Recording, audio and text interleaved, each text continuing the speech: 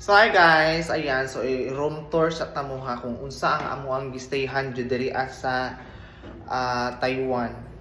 So this is our room. So actually, ang kauban namong kauban is na dito sa Xingfeng, kato among gituan kahapon. So naa dito sa dorm ang uban. So kami ug si B-boy diri mi nagstay diri sa itong hotel yun. Check-in hotel diri sa Taipei. So diri mi naka-check-in.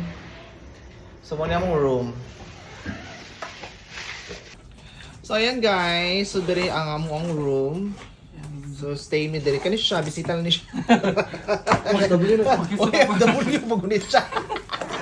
So kami na jud duha ni Jamela diri originally kay too good for two person na jud siya. So nami bisita. Pila gabi di. Pila gabi di yot?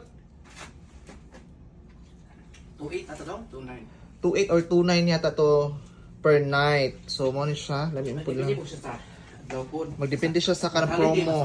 So na siya TV. Yan so mga baggage na diri asa baba. So wala siya, nga siya kagamay, pero okay ra siya. Ayan, so pag undawin na dyan siya mauli oh.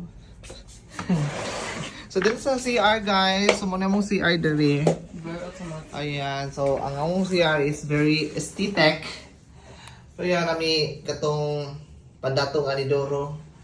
Ayan, so nami shower. So muna siya ang tibuok